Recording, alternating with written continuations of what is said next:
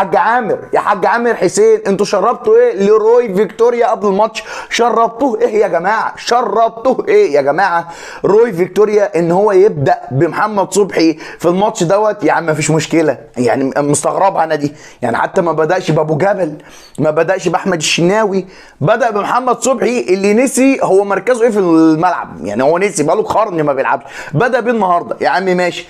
ولكن ان فيكتوريا يقول لك بعد الماتش محمد هاني ما لعبش النهارده عشان اتطرد في ماتش الجزائر، لا والنبي يا عم الحاج، انت فاهم قوانين الكوره ازاي؟ انا مش فاهم، انا حد فاهمها لي يا جماعه والنبي يا جماعه، يمكن انا مش فاهم، يمكن انا مش فاهم. هو بيقول لك محمد هاني ما لعبش النهارده عشان اتطرد في ماتش الجزائر، يا رب يا رب ماشي، يركن الموضوع ده على جنب. طب النني على اي اساس يلعب ليه ال 90 دقيقه؟ قول لي برضه، جاوبني، ليه النني يلعب ال 90 دقيقه؟ مش فاهمها دي برضه، انا دي مش فاهمها. ولكن برضه نفسي افهم برضه، عشان هتكلم يا جماعه، اتكلم يا جماعه عشان خلاص. ده منظر اداء بذمتك نروح بيه بطوله افريقيا؟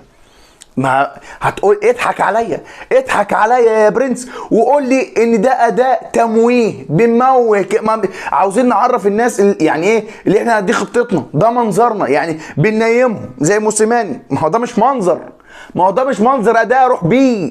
ده انا كسبت النهارده 2-0، واحده بضرب الجزاء والثانيه بصناعه محمد صلاح، هم دول. هتقول لي اللعيبه النهارده خايفه على رجليها والكلام، طب ده ينفع؟ انا على الماتش ده على الاقل اخلصه 5-4، 5-4 يا جماعه. ده النهارده ماتش اداء باهت، اداء ضعيف جدا، دي انت تحس ماتش هربان من الدرجه الثانيه.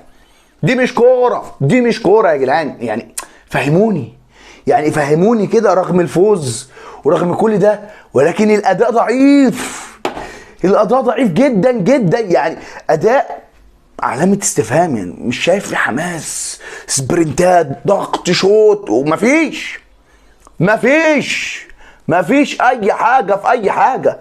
هو ده اللي راح نجيب النجمة التامنة؟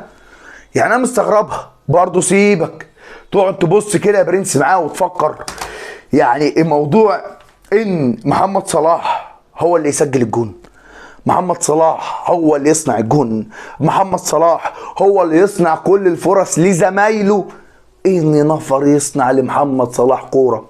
مفيش. احنا عاوزين 3-4 زي محمد صلاح في المنتخب، 3-4 زي محمد صلاح. ما انا مش، ما هي بقى لها كام ماتش، ما هو الحاله دي بقى لها كام ماتش محمد صلاح هو اللي بيعمل كل حاجه، ماشي. فانا كان نفسي النهارده اشوف منتخب مصر يخلص الماتش بدري كده 3-4 مستريح، ولكن الاداء ما يقولكش، ما يطمنكش، يعني الاداء مش مطمني يا جماعه، الاداء مش مطمني. امبارح عملت لك فيديو قلت لك ان منتخب مصر ومصطفى محمد من الدوري الانجليزي ومرموش من الدوري الالماني ومحمد، ولكن ده فكر بقى مدرب، ده فكر مدرب يا بيه. ده بدي بمحمد صبحي اللي نسي مركزه في يعني هو نسي وبيلعب ايه في الماتش، نسي بيلعب ايه في الكوره محمد صبحي. علامة استفهام انا مش فاهمها، يعني انا مش فاهم روي فيكتوريا بيبدا ازاي يعني. ولكن بتمنى من ربنا، يعني انا بتمنى من ربنا ان ادائنا يكون احسن من كده في بطولة افريقيا، بتمناها يعني، لان بطولة افريقيا السنة دي هي اصعب من اي بطولة، هي اصعب من اي بطولة فاتت، لان كل المنتخبات اللي هتشارك معاك منتخبات تقيلة، منتخبات تقيلة حرفيا، يعني ما تستهونش، ما تقولش دي بطولة سهلة. انت منتخب مصر كل المنتخبات عاملة حسابك والكلام ده، ولكن انت ما تستهونش، خد كل ماتش كأنه ماتش نهائي، لان كل المنتخبات بقت قوية. انت شفت منظرك النهارده عامل ازاي؟ انت ضايع، تحس ماتش درجة تانية. لا نفوق كده، نفوق، عاوزين نجيب النجمة التامنة يا جدعان، عاوزين نجيب النجمة التامنة، ماشي.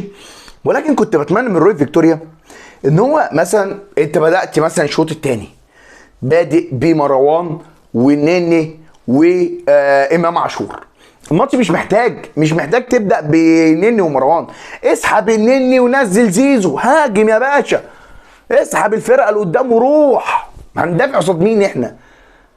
في المؤتمر الصحفي بيقول لك احنا هدفنا المكسب، ما انا عارف ليه هدفنا المكسب وهدفنا غيره، ولكن يا باشا انا عاوز اداء، اشوف اداء قوي في الملعب امام الفرق ديت.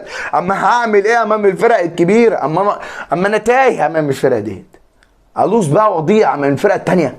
لا نفوق كده، نفوق كده يا رويا فيكتوريا، نفوق كده. دي انت سوحتني بقصه محمد هاني، سوحتني الصراحه. ربنا يستر علينا يا برنس في اللي جاي.